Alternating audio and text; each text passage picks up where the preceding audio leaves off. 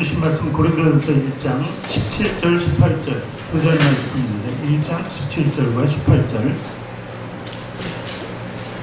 성경 신약 263쪽에 기록되어 있습니다.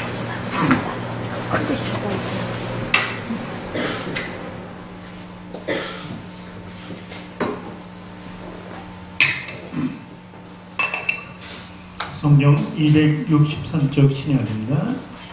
고린도전서 1장 17절과 18절 두 절 말씀 함께 읽도록 합니다. 그리스도께서 나를 보내심은 세례를 베풀게 하려 하심이 아니요 오직 복음을 전하게 하려 하심이로되 말의 지혜로 하지 아니하면 그리스도의 십자가가 헛되지 않게 하려 함이라. 십자가의 도가 멸망하는 자들에게는 미련한 것이요 구원을 받는 우리에게는 하나님의 능력이라. 아멘. 두 손을 가슴에 얹고 저를 사랑하여 하시기 바랍니다. 하나님께서는 나를 사랑하신다. 하나님께서는 나를 사랑하십니다. 하나님께서는 나를 존귀하게 여기신다. 하나님께서는 나를 존귀하게 여기십니다. 하나님께서는 나를 축복하신다. 하나님께서는 나를 축복하십니다. 하나님께서는 내 문제를 해결해 주신다. 하나님께서는 내 문제를 해결해 주십니다. 믿으십니까? 아멘. 아멘. 우리 앞뒤 전후조에 계신 분들에게 당신을 사랑하고 축복합니다 하고 사랑하고 인사하시죠. 축복합니다. 사랑하고 축복합니다. 사랑하고 축복합니다. 사랑하고 축복합니다.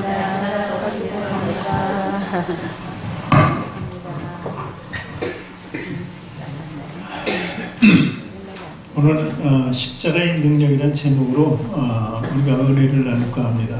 은혜 나누기 전에 우리 찬양 한 곡 하기 원합니다. 십자가 그 사랑 우리 같이 찬양한 뒤에 말씀을 하고 은혜를 나누기 원합니다. 십자가 그 사랑.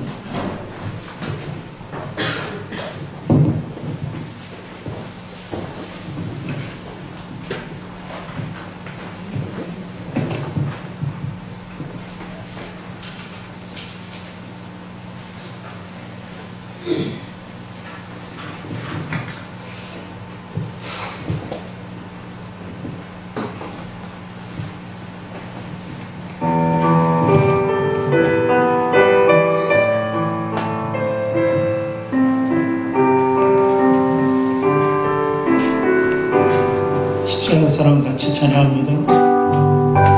십자가 그 사랑 멀리 떠나서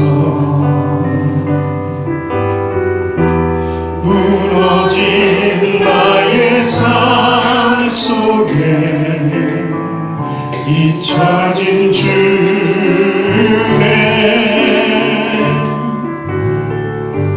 돌 같은 내 마음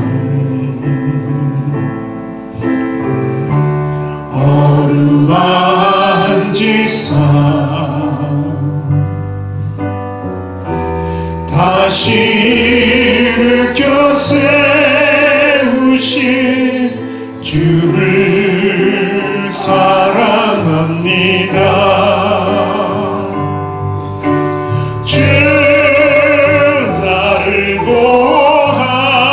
보호하시고 날 붙드시니 나는 뭐 외롭고 존귀한 주님의 자녀라. 주 나를 보호하시고 나를 붙드시니 나는 뭐 외롭고 존귀한 주의 자녀라.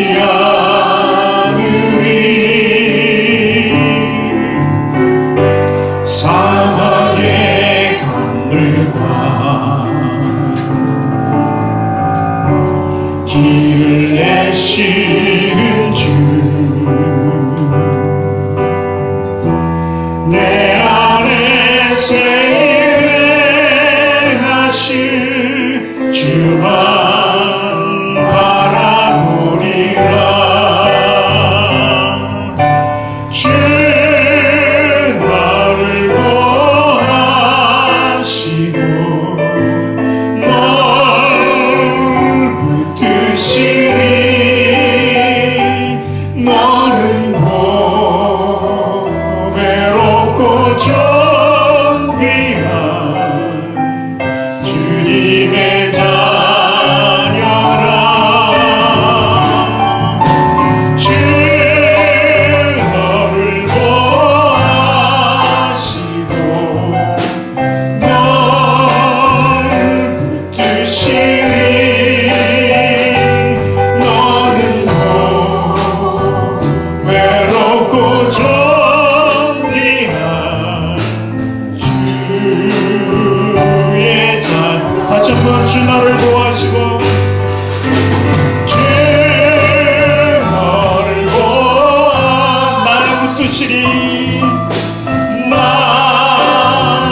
붙드시리. 나는 외롭고 존귀한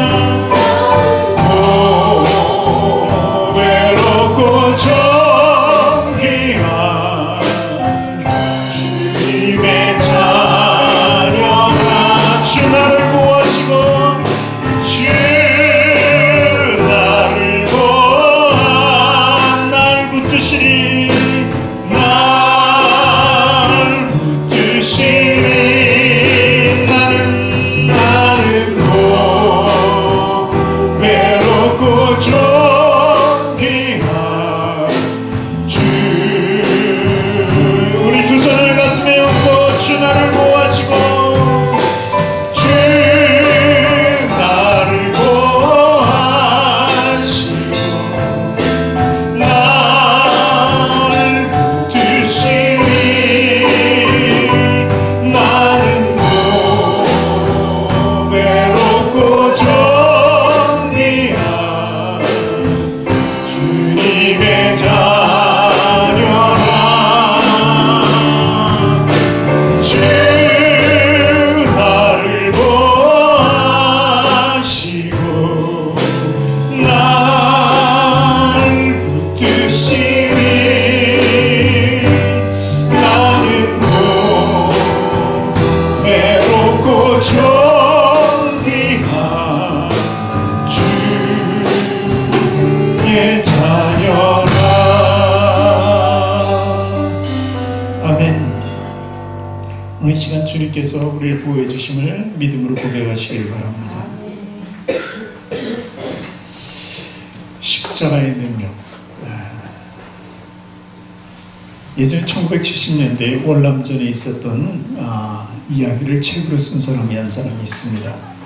그 사람은 미 공군 장교 출신 브래드 체리라는 사람이었습니다.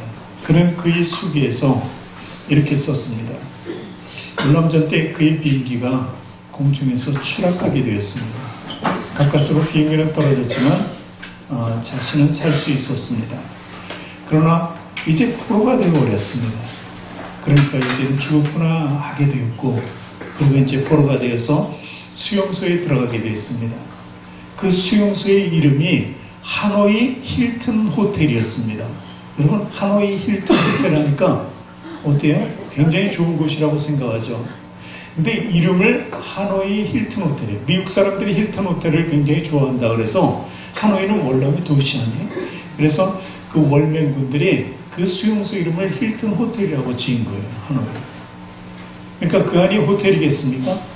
포로 수용소죠. 정말 처참한 광경을 거기서 보게 됐고, 자신도 포로가 되었기 때문에 그 수용소에서 있어야만 했습니다. 근데 매일같이 신문과 고문 때문에 살 수가 없는 거예요. 견딜 수가 없는 거예요. 그 가운데서도 이 많은 사람들이, 미군 병사들이 거기에 잡혀와 있었지만 그들에게 절망 속에서 희망을 줄 수 있는 것은 무엇인가? 그 서로의 대화였습니다. 입으로는 서로 대화할 수 없습니다. 그들이 구하는 방법이 바로 두드리는 것이었습니다. 옆에 있는 사람들과 대화를 할 수는 없지만 벽을 두드리면서 뭔가 신호를 보내는 것입니다. 그러면서 그 신호를 통해서 서로 위로를 해주고 위안을 줍니다. 근데 날마다 그 신호 속에 가장 많이 써있던 그 알파벳은 바로 C였습니다. C. C라는 것이 무엇을 의미합니까? 바로 하나님께서 주신 은혜를 의미하는데, C는 첫 번째 크라이스트, 그리스도라는 얘기죠. 예수님을 얘기합니다. 두 번째 크로스의 C가 됩니다. 크로스는 무엇입니까? 바로 제게 있는 십자가 크로스입니다. 또 세 번째 C는 church입니다. 교회라는 뜻이죠. 이 세 가지, 하나님께 주신 놀라운 은혜의 선물, 그리스도, 그리고 십자가, 그리고 교회, 이 세 가지를 자기 절망 속에 담아보니까 그 절망이 희망이 돼서 그들이 살 수 있었던 겁니다. 나중에 전쟁이 끝나고 그들이 풀려날 때까지 그들이 목숨을 유지하고 살 수 있었던 것은 그 희망의 끈을 잡았기 때문에 그래요. 그래서 이 십자가의 능력, 예수 그리스도의 능력, 하나님께 주신 교회의 능력이 그만큼 사람에게 있어서 위대한 가치를 부여한다는 것을 알 수 있는 것입니다. 오늘 본문 17절 보니까 이렇게 기록되어 있습니다. 그리스도께서 나를 보내시면, 사도 바울이 얘기하는 거죠. 세례를 베풀게 하려 하심이 아니요 오직 복음을 전하게 하려 하심이로되 말의 지혜로 하지 아니함은 그리스도의 십자가가 헛되지 않게 하려니라. 이렇게 기록하고 있습니다. 세례가 중요한 것이 아니고 복음이 중요한 거예요. 근데 복음은 순수하게 복음 그대로 전해야지 어떤 말의 지혜로 하는 것이 아니랍니다. 왜 말의 지혜로 하면 어떤 게 상쇄돼서 없어지냐면 바로 십자가가 상쇄돼서 없어지기 때문에. 십자가가 헛되지 않는다는 것은 무슨 얘기입니까? 거꾸로 생각하면 우리 이렇게 생각할 수 있습니다. 헛되지 않다는 것은 있으면은 유익하다는 것이죠. 그렇죠. 십자가가 헛되지 않다는 것은 바로 십자가는 우리에게 굉장히 큰 유익을 준다는 것이죠. 그것이 바로 십자가를 통한 능력이라는 것입니다. 십자가의 유용성을 얘기하는 거죠. 믿는 자들이 가질 수 있는 그 유용성과 능력을 얘기하는 것이 바로 오늘 사도 바울이 이야기하는 것입니다. 당시 사도 바울은 이렇게 말씀을 복음적으로 전할 때 굉장히 담대하게 전했습니다. 사실 복음적으로 전하기에는 굉장히 위험한 세태였습니다. 왜냐하면 같은 유대인들이 어떻습니까? 십자가에 예수님을 못 박았어요. 그래서 예수 그리스도를 전한다는 것은 굉장히 위험한 일이었습니다. 유대인 사회에서 말이죠. 자기 동족 간에도 그것은 굉장히 힘든 일이고 어려운 일이었습니다. 그런데 더욱이 로마 사람들은 안 그래요. 이방 사람들은 더욱더 그 종교에 대해서 굉장히 무시하고 종교를 받아들이지 않고 오히려 그 종교를 가진 자들을 핍박하고 죽이는 사람들이 바로 로마 군인들이었습니다. 그러니까 이런 사람들 앞에서 아주 담대하게 말씀을 전했다. 이렇게 보는 것입니다. 사실 그 십자가라는 형벌이라는 게 어떻습니까? 유대인들이 못 박기 위해서 유대인들은 죽이라고 했고, 사실 그 실행에 옮긴 것은 누구예요? 본디오 빌라도라는 당시 유대 땅에 있던 로마 총독 빌라도가 명령을 내린 겁니다. 유대인들이 저렇게 십자가의 형을 원하니까 그런 십자가에 못 박혀 죽이라고 이렇게 얘기했고, 그것을 실행한 사람은 로마 병정들이었습니다. 근데 왜 십자가 형벌이 무서웠을까요? 십자가 형벌에는 5가지 단계가 있습니다. 이것은 우리 복음서를 여기저기 비교해서 보면은 다 나타나는 것입니다. 첫 번째는 그 무거운 십자가를 끌고 가서 그 십자가에 자기가 못 박힌다는 사실입니다. 얼마나 큰 고통이겠습니까? 그리고 또 두 번째는 그 고통이 너무 심하기 때문에 이 로마 병정들이 신포도주를 준비했습니다. 신포도주를 주면은 그나마 고통을 조금씩 잠시 덜할 거예요. 근데 예수님은 그 신포도주 먼저 거절하셨죠. 고통 속에 그냥 계시기를 원했었던 것입니다. 세 번째는 바로 십자가에 매달 때 완전히 옷을 벗긴다는 것입니다. 완전한 수치감이죠. 물론 육적인 고통 때문에 그 수치감을 느끼지 않을지는 모르지만 사람들이 보기에는 완전히 그 사람의 모든 것을 보여주는 그런 모습이에요. 네 번째는 바로 그 죄수를, 이것도 고통을 덜어주게 하는 방법이죠. 그 중에 하나가 창으로 찔른다는 거예요. 창. 찔러서 빨리 피를 흘리고 죽기를 원하는 것이죠. 그리고 또 마지막은 바로 다리를 꺾어버리는 겁니다. 이게 다 십자가 형벌을, 고통을 줄이게 한 방법인데 그 고통은 또 얼마나 크겠습니까? 근데 예수님께서는 다리 꺾이지 않으셨습니다. 구약에도 예수님 꺾이지 않겠다고 십자가 형벌을 모든 받는 사람들이 다리를 꺾이는 그 마지막 순서가 있는데 예수님은 그 면할 것이라고 했어요. 왜 면할 수 있었냐면 보통 십자가에서는 12시간을 절규하다가 죽습니다. 그런데 예수님은 6시간 만에 죽었기 때문에 죽은 것을 확인했기 때문에, 이미 창으로 찔러보고 다 확인했기 때문에 다리를 꺾을 필요가 없었던 것입니다. 이렇게 해서 이렇게 5가지 또 정말 그 순서를 통해서 어마어마한 고통 속에 있는 십자가의 형벌을 우리가 볼 수 있는 것입니다. 사실 이렇게 가장 그 당시에 가장 심한 형벌이라고 볼 수 있죠. 이 사형제도 중에서 정말 굉장히 고통스러운 것 바로 십자가의 형벌이었습니다. 그리고 만인들이 보는 앞에서 그것을 형벌을 가하기 때문에 더욱더 수치스럽고 모욕적인 그런 죽음이었던 것입니다. 자, 그러면 십자가에 달리게 하신 분은 누구예요? 하나님이십니다. 하나님이 그 아들 예수 그리스도를 이 땅에 보내서 그리고 그분이 십자가의 형벌까지도 이렇게 받게 된 거예요.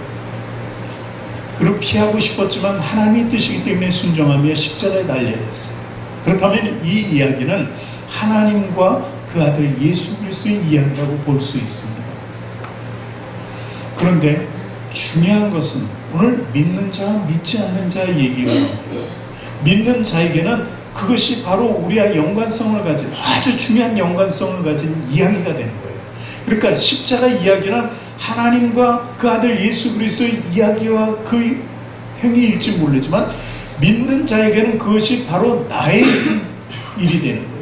믿지 않는 자는 그것은 나와 관계없는 것이죠.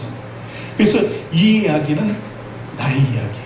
여러분들이 오늘 예배 드리는 이곳에 와 있는 거예요. 그것은 바로 십자가의 이야기가 하나님과 그 아들 예수 그리스도의 이야기일 뿐만 아니라 나의 이야기도 되기 때문에 여러분이 이 자리에 있는 것입니다.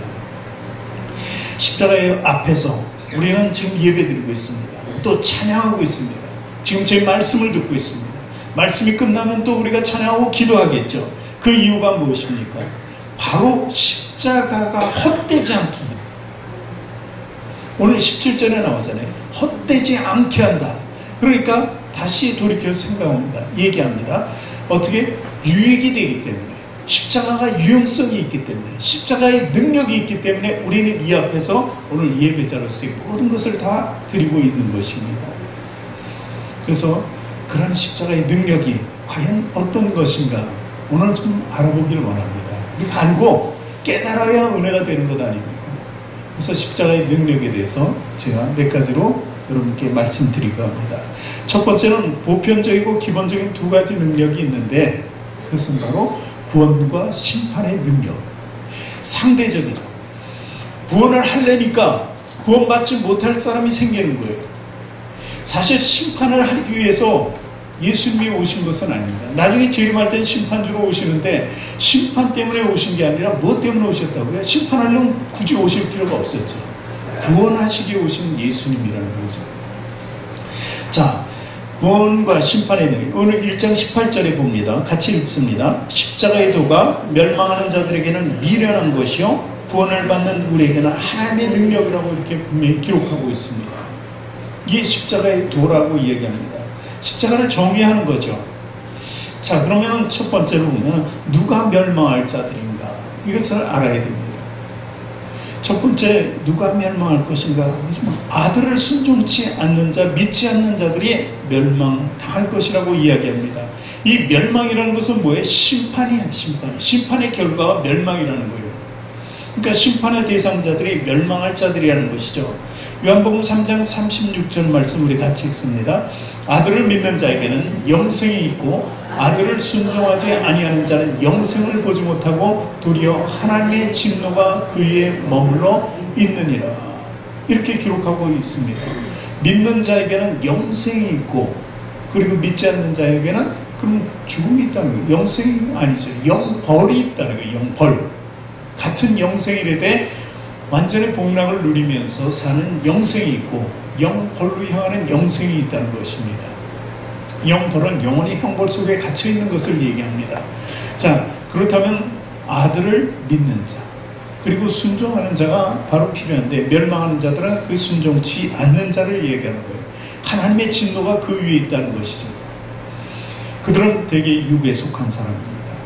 그래서 고린도전서 2장 14절에 보니까 육에 속한 사람은 하나님의 성령의 일들을 받지 아니하나니 이는 그것들이 그에게는 어리석게 보임이고 또 그건 그것들을 알 수도 없나니 그러한 일은 영적으로 분별되기 때문이다. 이렇게 기록하고 있습니다. 그래서 이 영적인 사람이 되어야 돼요. 성령을 받는다는 것이 바로 우리 삶이거든요. 성령을 받는다는 것은 육을 떠난다는 것을 얘기하는 거예요.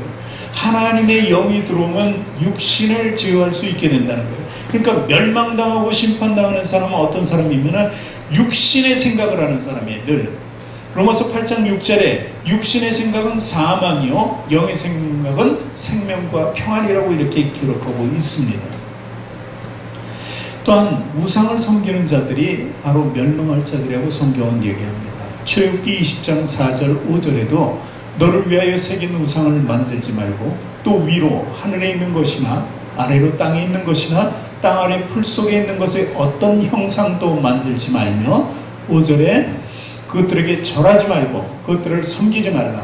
나 네 하나님 여호와는 질투하는 하나님인즉 나를 미워하는 자의 죄를 갚되 아버지로부터 아들에게로 3, 4대까지 이르게 하리라. 질투하는 하나님이 얼마나 질투라는 게 강하면은 그 3, 4대까지 이르게 된다고 얘기하십니까? 사실 질투라는 것이 모든 악의 근본이 됩니다. 여자의 질투는 아주 무섭죠. 그 살인에 이르게 하죠. 청부살인이라는 얘기도 나오는 것이 바로 그 질투 때문에 나오는 거예요. 시기와 질투. 어떤 사업하는 공부하는 학생에도 그렇습니다. 그 질투와 시기가 나면은 그 사람을 마음속으로 얼마나 죽이는가. 왜냐면 겉으로 죽이면은 그게 죄가 되긴다고 생각하니까 마음속으로 얼마든지 쉽게 죽일 수 있으니까 늘 죽이는 것이 바로 어떤 거예요? 질투라는 것입니다. 질투는요 굉장히 큰 악독을 가졌다는 것이죠. 그래서 질투하는 하나님이라는 것은 하나님의 악하다는 것이 아닙니다. 하나님이 그만큼 그 죄에 대한 것을 미워하신다는 것이죠. 그래서 그대로 놔두지 않는다는 거예요. 그래서 우리가 어떤 사람을 정말 질투하고 미워하면 한 대 때리고 그러면 어쩜 속이 시원할 수 있어요. 근데 하나님은 그렇지 않아요. 영원히 벌받게, 영원히 벌받게. 질투하시는 하나님, 진노하시는 하나님의 그 방법은, 그 결론은 뭐냐면 잠깐 벌을 주는 것이 아니에요. 잠깐 징계를 주는 것이 아니에요. 영원히 벌받게 하는 거예요. 아주 무서운 심판이죠. 이것이 멸망을 받을 사람들의 길이라고 성경은 기록하고 있는 것입니다. 사실 당시에 많은 철학자들이 있었습니다. 이 사도 바울이 복음을 전할 때 많은 철학자들이 이성주의자들이죠. 이성주의자. 에피쿠로스는 스토아 학파라든지 소크라테스 이런 사람들이 스토아 학파에 속하는데 이런 것들이 굉장히 많았어요. 그러니까 복음을 받아들인다는 것이 굉장히 쉽지 않았죠. 그러니까 이런 것조차도 사실 인간의 지혜를 따르다가 멸망의 길로 간다는 것을 암시하는 것입니다. 그래서 이 멸망의 길로 갈 자들을 제가 쭉 열거를 했습니다. 사실 예수 믿는 것을 이성적으로 비웃는 사람들이 지금 이 시대에 많잖아요. 이 세태가 그렇다는 거예요. 만연한 것이 바로 그거예요. 주님을 믿지 않는다는 것이죠. 없다고 생각하는 거예요. 있을 수 없다고 생각하는 거예요. 쾌락을 느끼며 살다가 죽으면 끝이다. 이렇게 생각하는 사람들이 대부분이라는 것입니다. 그래서 어쩌면요 심판보다 구원받기가 더 어려운 거라고 이렇게 말씀드릴 수가 있어요. 이렇게 많은 증거를 가지고 복음을 전해도 그것을 믿지 않는 사람이 더 많다는 현실이 참으로 안타까운 것이죠. 그렇다면 반대로 구원을 얻을 자의 길은 어떤 것인가? 바로 그것은 요한복음 1장 12절에 나옵니다. 같이 읽습니다. 영접하는 자, 곧 그 이름을 믿는 자들에게는 하나님의 자녀가 되는 권세를 주셨으니 이는 혈통으로나 육정으로나 사람의 뜻으로 나지 않고 오직 하나님께로부터 난 자들이나 혈통으로 되지 않고 육적으로 되지 않고 그리고 사람의 뜻으로 되지 않는다. 이 세 가지는 무엇을 의미합니까? 우리가 모태신앙이 있잖아요. 어려서부터 자랄 때부터 그러니까 뱃속에 있을 때부터 어머니가 믿었기 때문에 그 신앙을 쭉 해서 연계해오는 것 이것으로 되지 않는다는 거예요. 사람의 힘으로도 되지 않는다는 것이고 사람의 뜻 가지고도 되지 않는다는 거예요. 인간적인 생각을 내려놓고 오직 그 이름을 믿는 자들 그리고 하나님께서 구원을 얻을 권세를 주셨다고 이야기하는 것입니다. 그리고 중요한 것은 우리가 그리스도 안에서 은혜를 받고 그의 피로 말미암아 죄사함을 받는다는 것입니다. 에베소서 1장 7절 말씀인데 그의 피로 죄사함을 받는다. 그의 피가 뭐예요? 바로 능력, 예수 그리스도의 능력을 얘기하는 것입니다. 십자가의 능력이 바로 나타나는데 그 능력이 어떻게 나타나요? 죄사함으로 나타난다는 거예요. 아주 근본적인 십자가의 능력은 죄사함에 있다는 것입니다. 노아가 산 위에서 방주를 졌죠. 뭐 1, 2년 진 게 아니에요. 그거는 자기 생애를 다 바쳐서 거의 진 거예요. 120년 이렇게 지었으니까 100년 넘게 이렇게 방주를 지었어요. 거대한 방주를 지었으니까 요즘처럼 뭐 조선소가 있어가지고 하청을 줘서 입찰을 봐서 준다면은 금방 만들 수 있겠죠. 그러나 그 시대에 배라는 것이 어떻게 생긴지를 모를 때잖아요. 육지에 있던 사람이 배를 만들 이유가 없었고 물에 띄운다는 생각도 할 수 없었던 때에 노아는 그것을 만들고 있었어요. 많은 사람들이 그것을 비웃었겠죠. 그러나 실제로 이제 하나님 말씀대로 그 순종한 노아에게 그 순종의 결과가 나타나죠. 40일 주야로 비가 내립니다. 그럴 때 많은 사람들이 노아를 비웃던 사람들이 노아가 저건 만든 이유를 이제 깨닫게 됐어요. 그래서 노아의 말이 맞다고 돌이켜서 나갈 때는 이미 늦었다는 것입니다. 왜냐하면 방주의 문이 닫혀버렸기 때문에. 자, 그래서 하나님은 구원의 방법을 분명히 예시하는 거예요. 내가 만든 것에 들어가라. 순종할 수 있다. 만들라고 했을 때 만들었던 아무것도 몰라요. 아브라함이 어디로 갈지도 모르지만 그냥 말씀에 순종한 것처럼 노아도 어떻게 만들어야 될지는 모르는데 환상 중에 하나님께서 주신 대로 만들어가니까 그게 완성이 된 것 아닙니까? 그렇듯이 아무것도 몰라도 미래를 알지 못하지만 순종할 수 있다면 그것이 구원의 길이 된다는 것을 이야기하는 것입니다. 또한 이스라엘 백성들이 400여 년 동안 애굽에 살았습니다. 처음에는 손님으로 있었지만 후에는 노예가 됐어요. 노예가 되다시피 했습니다. 그럴 때 그들을 애굽에서 건져내시기 위한 하나님의 약속이 이제 이루어지는데 그렇기 위해서 그 당시 애굽 왕 그 노예가 없어지고 그 사람들이 없어지면 일할 사람들이 없어지니까 놔주지 않으려고 그래요. 여러 가지 재앙을 합니다. 그 중에 9가지 재앙을 하고 난 뒤에도 바로 왕이 마음을 돌이키지 않기 때문에 10번째 재앙을 주는데 그게 모든 장자가 죽는 거예요. 아들 중에 큰아들은 다 죽는 것이에요. 그리고 결국 그것이 이루어집니다. 그런데 어때요? 이스라엘 백성들만큼 그것을 면할 수 있었어요. 어떻게? 양의 피를 문설주인 방에 발랐습니다. 그 이스라엘 백성들이 사는, 그것을 믿는 백성들이 사는 집에는 다 모두가 하나님께서 시키는 대로 피를 발랐기 때문에 어떻게? 죽음의 그림자가 그것을 지나갔다는 거예요. 죽음의 천사가 그것을 지나가고 그리고 애굽에 있는 모든 장자들은 아이들까지 어른서부터 다 죽었고 장자만요. 그리고 짐승까지도 다 먼저 난 것은 다 죽게 만들었어요. 그 형벌. 그런데 그 피로 말미암아 이스라엘 백성들은 살 수 있었어요. 유대인들은 살 수 있었단 말이죠. 그건 왜 그랬을까요? 그것을 바로 가리켜서 유월절이라고 이렇게 절기를 만들었는데 유하고 월의 뜻이 뭐예요? 똑같습니다. 유자나 월자나 넘어갈 유, 넘어갈 월이라는 거예요. 월담할 때 월자 있잖아요.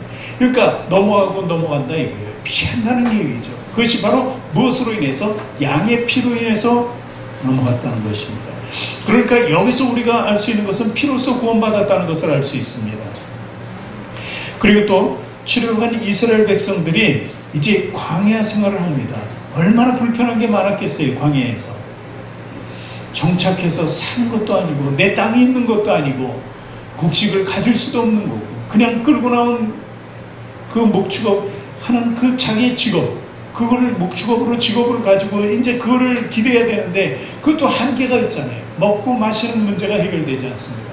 만나와 메추라기를 주고 그리고 물까지도 다 공급해주면 그들은 그들의 생활이 너무 따분한 항상 원망합니다.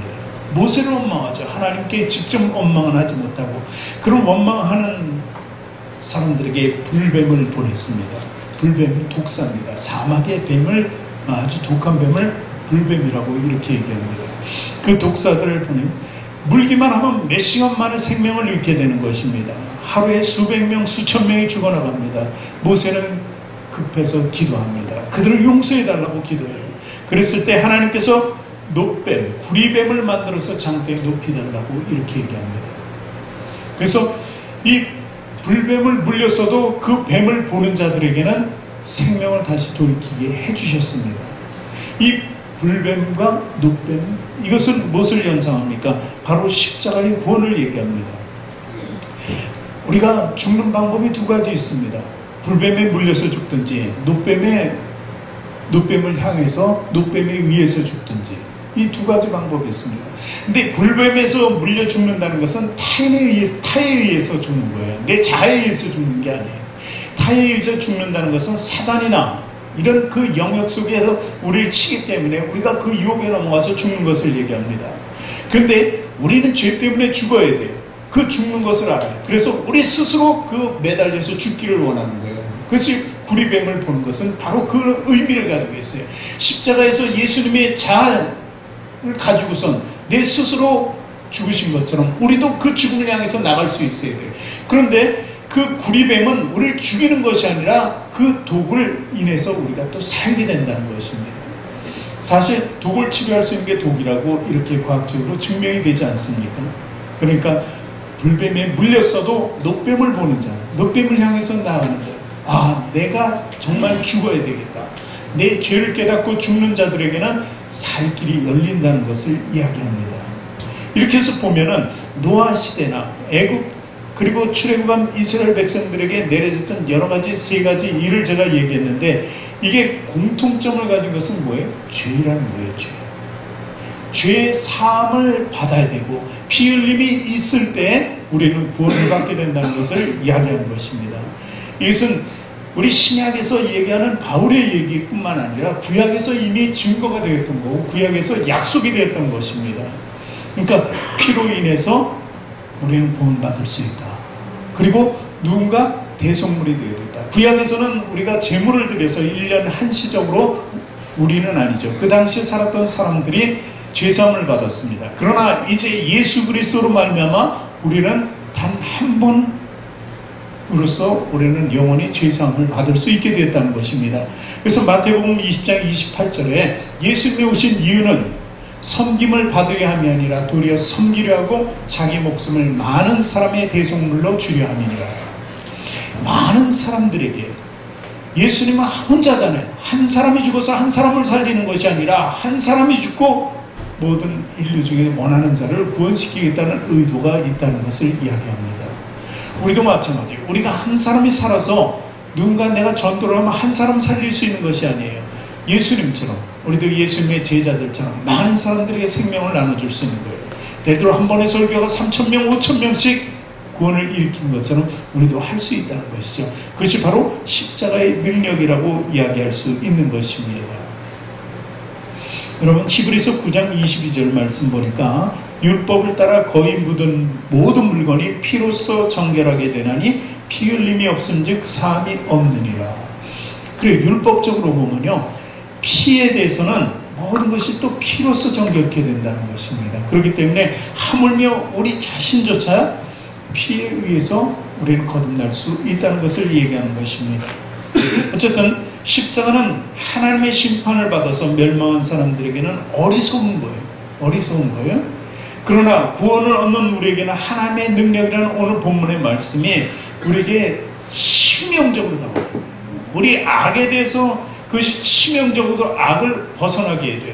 치명적으로 우리 죄에서 벗어나게 해야 돼요. 그런 모든 것이, 우리의 치명적이라는 말을 아주 나쁜 단어로 쓰는데, 우리 그 나쁜 것이 우리 속에 있는 것을 볼 때 우린 치명적이라는 단어를 바깥으로 아니라 내 안으로 들여보내서 내 속에 있는 더러운 근본을 없앨 수 있어야 된다는 거예요. 이것이 바로 피로 인한 구원이라는 것이죠. 십자가가 없이는 피 흘림이 없었으니까 십자가의 능력이 바로 우리의 악한 본성을 다 쫓아낼 수 있게 된다는 것입니다. 한 성도가 너무 힘든 일을 당해서 하나님께 작정 기도를 했어요. 내가 다니엘 기도 정도는 해야지. 한 보름쯤 기도했는데 꿈에 환상을 봅니다. 천사가 나타나서 내가 네 기도를 들었다. 네가 그렇게 힘들다며. 너 지금 예수 믿고 이렇게 생활하는 게 너무 힘들다며. 그래서 내가 너의 기도를 들어서 이제 나타났다. 나를 따라오라. 그러면서 네가 질만한 십자가를 한번 골라보라고 해서 십자가를 쭉 여러 개를. 근데 언뜻 들어오는 게 다이아몬드가 쫙 박혀있는 십자가가 있는 거예요. 그래서 그게 뭐 먼저 눈이 가죠. 그리고 손이 가게 돼 있죠. 그래서 들려고 했더니 너무 무거워서 들 수가 없는 거예요. 어떻게든 해보려고 해도 안 되는 거예요. 그래서 이건 포기하자. 그리고 두 번째로 또 눈에 딱 들어오는 게 있는데 보니까 아주 꽃으로 완벽하게 장식되어 있는 거예요. 그래서 저 정도면 좋겠다. 저런 십자가는 내가 지겠다. 그리고서 딱 드는 순간 손이 가시 찔리는 거예요. 장미꽃 가시로 그리고 꽃과 더불어진 그것으로 만든 십자가였어요. 그래서 어떻게든 피해서 가시를 피해서 잡으려고 해도 잡을 수가 없으니까 그것도 포기하게 됩니다. 그리고 또 가보니까 십자가가 있는데 아주 화려하게 생겼는데 이것 또한 무거워서 들 수가 없어요. 너무 커가지고. 그래서 결국 가다가 아주 작은 십자가를 보게 됐습니다. 아유, 나에게는 이거밖에 맞는 게 없겠다 하고 그 십자가를 선택합니다. 그때 천사가 이야기합니다. 네가 지금 힘들고 괴로워서 기도할 때 왜 나에게 이런 십자가를 주십니까? 하고 기도했지 않나? 그런데 네가 진 십자가가 바로 지금 네가 들었던 십자가라는 거예요. 내 자신이 들었을 땐 굉장히 무거웠다는 십자가, 힘들었다는 십자가였다는 거예요. 근데 실제로 천사가 얘기했을 때 자기 십자가를 들으려고 해서 들어보니까 너무 가벼웠던 거예요. 근데 왜 무거웠을까요? 예수님을 옳게 의지 안 했으니까요. 예수님 뭐라고 말씀하셨습니까? 나는 겸손하고 온유하니 나의 멍에를 배워 내게 배우라. 그리하면 쉼을 얻는다. 나의 멍에는 가벼울 것이라고 얘기합니다. 예수님이 멍에라고 생각하고 지었으면 그 십자가가 가벼웠을 텐데 그 문제가 힘들지 않았을 텐데 예수님을 생각지 않고 나의 고난만 생각하니까 너무도 무거웠다는 것입니다. 그래서 우리는 멍에를, 십자가의 멍에를 예수 그리스도를 통해서 받을 수 있어야 돼요. 그 십자가의 능력이 그렇게 나타나야지 가벼운데 능력이 나타나지 않으니까 늘 짐이 돼서 무거운 거예요. 멍에를 잘못 지면요 굉장히 무겁습니다. 모든 물건을 들 때 우리가 앞으로 듭니다. 앞으로 들면 팔을 쓰잖아요. 근데 팔을 쓰는데 옛날에 짐꾼들 보면 다 뒤에다가 지고 갔잖아요. 무거운 냉장고가 있는데 그 냉장고를 기사들은요 혼자서 들고 올라가요. 2층 3층을. 야, 대단하다 그러는데 그들만의 방법이 있잖아요. 근데 그 방법 중에서 간단해요. 이 등에 그 무게를 더 주는 거죠. 팔로만 해서는 안 되니까 등과 허리와 나눠주는 거죠. 그렇습니다. 어떻게 드느냐가 중요해요. 우리가 힘들고 어려운 일을 당했을 때 그걸 어떻게 극복하느냐 하는 게 중요해요. 팔로만 할 것이냐 아니면 내 몸의 전부를 사용해서 그것을 할 것이냐 하는 것이죠. 그렇듯이 우리가 내 힘으로 해야 되겠다는 것보다는 예수 그리스도의 능력을 받아서 그 능력으로 헤쳐나가야 되겠다고 생각하면 우리 짐은 가벼워질 수밖에 없다는 것입니다.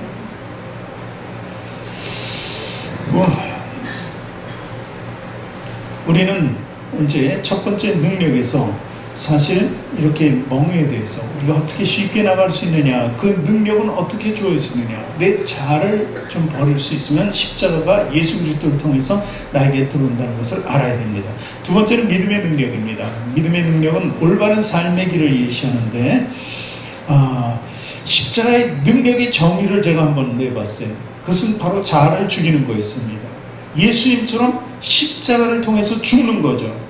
살려고 하는 것은 오늘 말씀대로 미련한 거예요. 능력을 구하려니까 구하지를 못하는 거예요. 그런데 죄가 있으니까 형장이 이슬이 된다는 얘기 있잖아요. 죄가 있으면 형장이 이슬이 된다. 사용하면 그냥 죽으면 그 죄에 대해서 다시 누구든 묻지 않아요. 그렇기 때문에 우리는 십자가에 죽어야 한다는 거예요. 그것이 바로 십자가의 능력의 정의라고 볼 수 있습니다.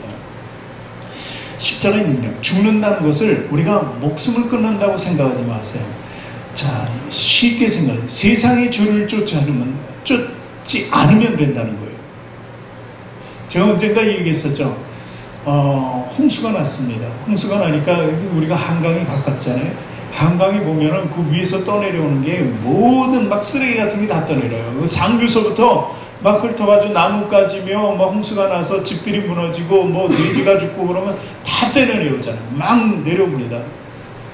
그런데 그렇게 내려오는데 올라가는 게 있다 그랬죠. 뭐가 올라가요? 물고기가 올라간다는 거예요. 그렇게 그 세게 물살이 세게 내려오는데도 물고기는 올라간다. 이것이 조류를 역행한다는 것이죠. 이런 삶이 있어요. 우리 세상에 대해서 그렇게 살아야 돼요. 그래서 예수님께서 좁은 길로 가라는 거예요. 좁은 길로. 마태복음 7장 13절 14절 보니까 좁은 문으로 들어가라. 멸망으로 인도하는 문 크고 그 길이 넓어 그리로 들어가는 자가 많고 생명으로 인도하는 문은 좁고 길이 협착하여 찾는 이가 적다고 이야기합니다. 넓은 문이 뭐예요? 쉽게 생각하죠. 자기 주관적인 삶이에요. 내 마음대로 주의 본성대로 사는 삶이 바로 넓은 문이에요. 하나님의 간섭이 없는 것, 편안하고 화려하고 쉽고 지름길이면 좋고 또 많은 사람들하고 친해져가지고 외롭지 않게 가려고 하는 것, 내 인생은 나일 거야 하는 것, 그런 것 마음껏 즐기면서 사는 것이 바로 세상의 조류 쫓는 거예요. 그러나 좁은 문은 어떤 삶이에요? 자기 주관적인 삶이 아니에요. 사도 바울처럼 모든 것을 버리고 오직 주님을 쫓는 길이라는 거예요. 그러니까 제한을 많이 받아요. 그렇죠? 뭐 기본적으로 술, 담배는 하지 말아야 되고 뭐 입도 좀 거칠게 하면 안 되고 막 그전에 했던 것을 다 버리려니까 힘들죠. 그런데 그렇게 하라는 것, 하지 말라는 것, 성경대로 하는 것이 바로 좁은 문이라는 거예요. 그러니까 힘들고 때로는 물질을 막 내가 가져야 되는데 하나님께서는 그 방법이 아니라고 하면 또 놔야 돼요. 그러니까 어렵죠. 초라해지죠. 그리고 바로 지름길로 갈 수 있는데 갈 수 없으니까 돌아가야 되고 또 외로운 길이 되어버려요.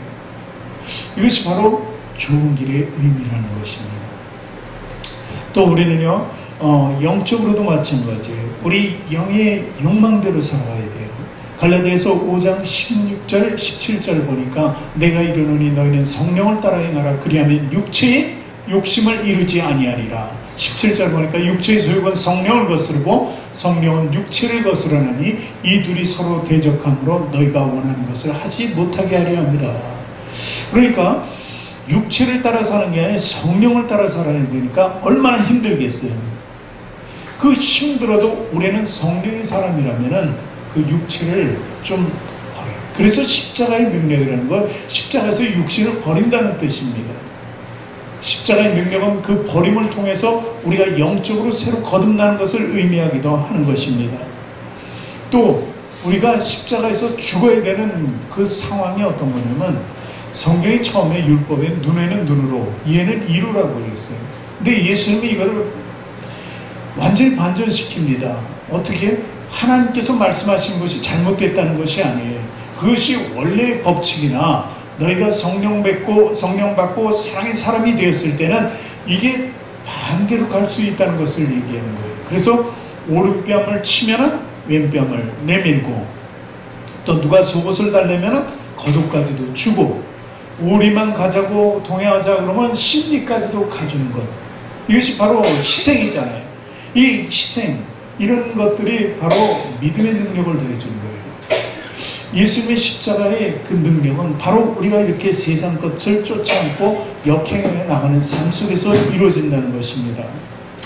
우리 고린도전서 1장 27절 말씀 한번 다시 읽어봅니다. 그러나 하나님께서 세상에 미련한 것들을 택하사 지혜 있는 것들을 부끄럽게 하려 하시고 세상에 약한 것들을 택하사 강한 것들을 부끄럽게 하려 하신다. 이런 말씀이었습니다. 우리가 잘 아는 슈발츠 박사도 마찬가지예요. 자기가 모든 것을 다 가졌다고 생각했을 때 다 버리니까 어떻게 돼요? 아프리카로 갈 수 있는 거예요. 그러면서 철저하게 헌신과 봉사로 살아갑니다. 다메니라는 사람은요, 자기 모든 것을 다 버릴 수 있으니까 문둥병자들과 함께 살면서 그들을 돌볼 수 있었던 것입니다. 이런 사람들이 세상은 이해가 안 가는 삶이죠. 그러나 우리가 믿는 십자가의 능력을 받으면 모든 것을 버리고 우리는 하나님 말씀대로 순종하며 살아갈 수 있는 사랑을 실천하게 된다는 것이죠. 세 번째 마지막으로 이건 짧습니다. 십자가는 하나님의 공의와 사랑의 극치라는 거예요. 그래서 그 십자가의 능력은 사랑으로 나타나는 거예요. 하나님이 우리를 얼마나 사랑하시나 그 사랑의 극치가 바로 요한복음 3장 16절 말씀 안에 같이 읽습니다. 하나님이 세상을 이처럼 사랑하사 독생자를 주셨으니 이는 그를 믿는 자마다 멸망하지 않고 영생을 얻게 하려 하심이라. 이것이 하나님의 놀라운 사랑이잖아요. 그것이 십자가의 사랑이었고 십자가의 능력이었다는 것입니다. 그리고 하나님께서는 우리가 세상의 주를 따르지 않고 사는 것이 얼마나 어려운 건가를 알고 계셨어요. 그래서 예수 그리스도를 보내서 이 땅에서 행하신 일이 바로 이사야서에 기록된 말씀을 예수님이 그대로 와서 하시는 일이었어요. 그것이 무슨 말씀이에요? 이사야서 61장 1절 말씀, 우리 마지막 말씀입니다. 우리 같이 읽습니다. 주 여호와의 영이 내게 내리셨으니 이는 여호와께서 내게 기름을 부으사 가난한 자에게 아름다운 소식을 전하게 하려 하심이라. 나를 보내서 마음이 상한 자를 고치며 포로된 자에게 자유를, 갇힌 자에게 노임을 선포하며. 이것이 바로 십자가의 능력이에요. 우리가 역행하면서 살아갈 때 우리가 얼마나 힘들고 어렵고 고달프고 정말 우리 사는 순간순간에 고통이 있을까? 그럴 때 예수님을 통해서 그 십자가의 능력을 보여준 거예요. 이 노임을 선포하고 자유를 주고 상한 자를 고치게 하고 아름다운 소식을 전하게 하는 것. 이것이 바로 우리에게 해당되는 귀한 은혜의 말씀인 것을 믿으시기 바랍니다. 오늘 십자가의 능력을 우리가 좀 알게 되었습니다. 십자가의 능력은 뭐예요? 예수님이 죽은 것처럼 우리가 죽는 거예요. 우리 영적인 생각이 바로 죽으면은 우리 입술과 행위와 모든 것이 다 죽게 되어 있습니다. 그래서 영적인 사람들의 입술과 세상 사람들의 입술은 완전히 틀린 것을 믿으시기 바랍니다. 그래서 우리가 어떤 경우에도 어떤 일이 있어도 우리 예수님을 우리 안에 가지고 있으면 우리 입술의 언어는 예수님의 언어가 나오게 될 것이라는 거예요. 하나님의 언어가 나오게 될 것이라는 거예요. 그런 성도들이 되시길 주님의 이름으로 축원합니다. 기도하겠습니다. 하나님, 오늘 십자가의 능력을 우리가 알게 되었습니다. 하나님, 십자가에서 예수님은 고통받고 돌아가셨지만 그것이 바로 우리 죽음의 대행이었습니다. 우리가 그렇게 죽어야만 됐는데, 그리고 죽고 나서도 우리는 그 죄의 심판을 피할 수가 없었는데 하나님께서 그 예수 그리스도를 통해서 무죄하신 그분을 통해서 우리 죄를 다 대속하게 해주셨으니 감사드립니다. 우리가 이제 십자가의 능력을 알게 하여 주시옵소서. 그 능력은 우리가 역행할 때 생기게 됩니다. 우리가 세상처럼 살아갈 때는 그 능력이 없는 것이고, 세상의 주리에 우리가 역행할 때 우리는 그 십자가의 참 사랑을 알 수 있고 능력을 알 수 있게 됩니다. 하나님, 십자가대로 살아갈 수 있도록 하나님 역사하여 주시옵소서. 감사드리며 예수님 이름으로 기도합니다. 아멘. 오늘 십자가의 사랑 우리 다시 한번 찬양하고 기도하는 시간을 갖도록 하겠습니다.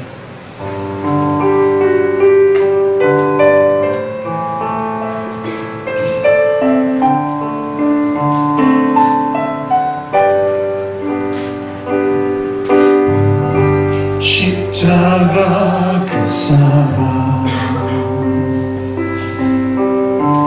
멀리 떠나서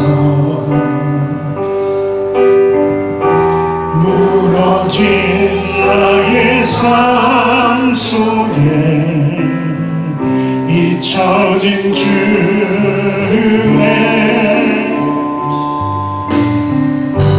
돌 같은 내 마음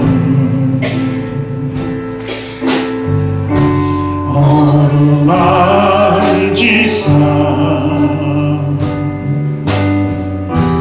다시 일으켜 세우실 주를 사랑합니다. 나를 구하시고 주 나를 구하시고 나를 붙드시리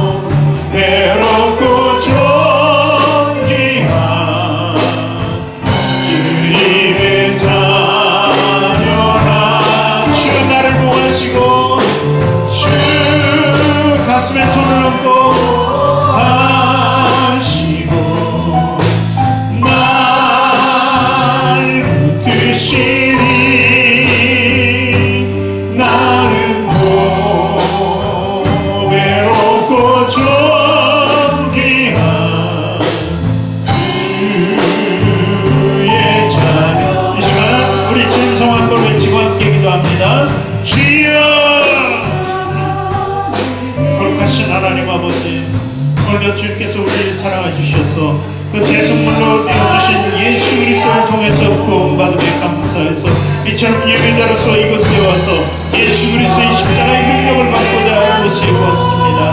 하나님, 우리 안에 새 생명 있게 하여 주심을 감사합니다. 영생을 얻게 하여 주심을 감사합니다.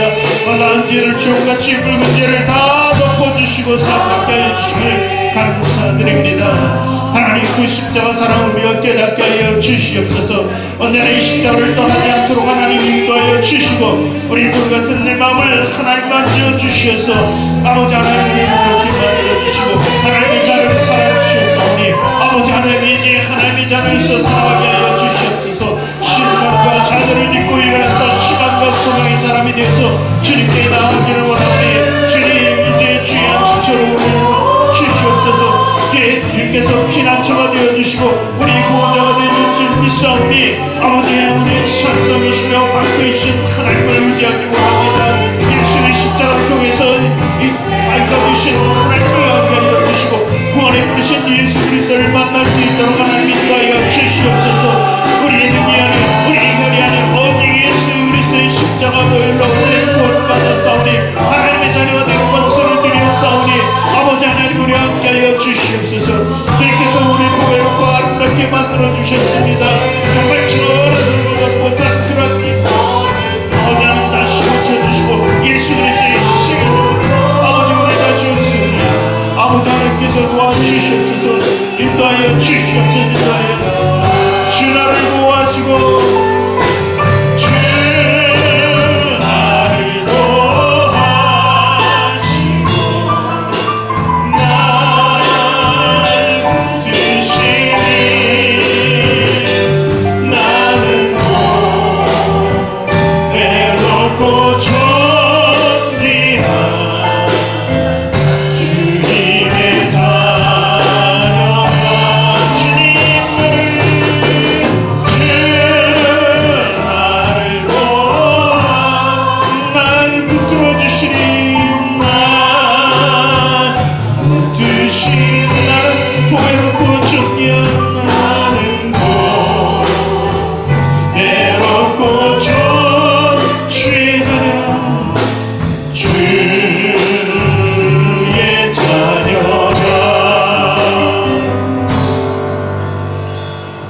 하나님 아버지, 우리에게 생명 주신 은혜와 사랑에 감사를 드립니다. 하나님, 우린 범죄였습니다. 죄인의 길이 있었습니다. 아이 죄를 가지고 태어났습니다.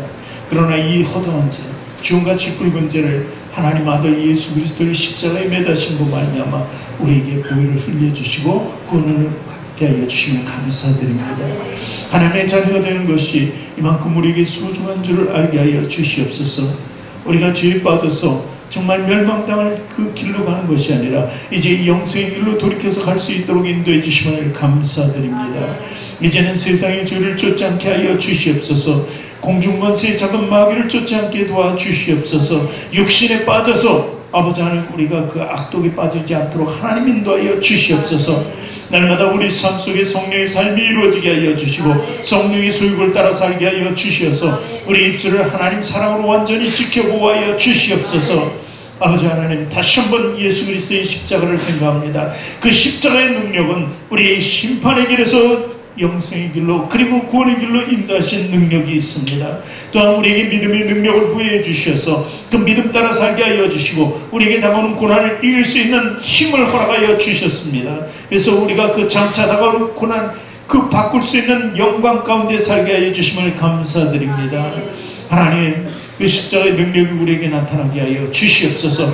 우리가 고난의 길에서 메었던 그 모든 짐들이 그동안 무거웠지만 예수 그리스도의 십자가의 능력을 생각하고 그분의 능력을 우리가 구했을 때 그 멍에는 가볍고 우리의 십자가는 가벼워지는 줄 믿습니다. 이것이 하나님께서 우리를 사랑하시는 모든 증거인 줄 믿습니다. 그 아들을 내어주셨습니다. 은혜로 주셨습니다. 그 아들을 인하여서 우리는 생명으로 돌아서 싸우니 아버지 감사드립니다. 오늘 생명이 가진 자들이 그리스도의 십자가 앞에서 아버지 기도했습니다. 하나님, 우리 기도하는 그 음성 하나를 다 들으신 줄 믿습니다. 음성대로 하나님께서 들으시고 다 답하여 주시길 원합니다. 하나님, 몸이 아픈 자들이 있습니다. 아버지 하나님, 그 아픈 자들을 위해서 이 시간에 기도합니다. 아버지, 그들을 구원해 주시옵소서. 육적으로 구원해 주시고 영적으로 구원해 주시옵소서. 자들이 나음받고 고침받고 하나님 전에 나와서 마음껏 예배드리며 찬송할 수 있도록 하나님 인도하여 주시옵소서. 그들을 돌이켜 세워 주시옵소서. 그들이 삶의 증거가 되게 하여 주시옵소서. 십자가의 증거가 될 수 있도록 하나님 인도하여 주시옵소서. 예수 그리스도의 증거가 될 수 있도록 완벽하게 고침받게 도와 주시옵소서. 또한 아버지 하나님, 마음에 상처가 있는 자 위로하여 주시길 원합니다. 아버지, 치유하여 주시옵소서. 포로된 자를 자유케 하신다고 하셨습니다. 상처를 치유해 주신다고 하셨습니다. 아버지, 그 모든 말씀이 예수 그리스도에서 지켜주셨사오니 아버지 안에 우리는 믿는 믿음으로만 그를 따르게 하여 주시어서 모든 고난이 다 돌이켜질 수 있도록 하나님 인도하여 주시어서 우리 입술이 고난으로 신음하는 것이 아니라 이제는 하나님께 감사하는 입술로 바뀔 수 있도록 하나님 축복하여 주시옵소서. 도우신 하나님 아버지, 오늘도 아버지 하나님, 우리 사랑하는 성도님 십자가 앞에 모든 것을 내려놓았습니다. 하나님, 십자가에서 내려놓았을 때 하나님께서 이제 우리를 사용하시는 줄 믿습니다. 하나님의 능력으로 사용하여 주시옵시고 아버지, 가정의 문제, 사업의 문제, 모든 문제들마다 해결되게 하여 주시옵시고 우리 자녀들이 정말 우리 잘못된 믿음으로 말미암아 3, 4회까지 저주를 받는 것이 아니라 우리 잘된 믿음, 성공적인 믿음, 십자가의 능력으로 천대까지 장수하며 복을 누릴 수 있도록 하나님 역사하여 주시옵소서. 오늘도 우리 성도들을 지켜주시고 보호해주심을 감사드립니다. 보배롭고 아름답게 세워주심을 감사드립니다. 하나님이 함께 하심을 믿고 감사드리며 예수님 이름으로 기도합니다. 아멘. 우리 주님께 영광의 박수를 한번 해주십시오. 할렐루야.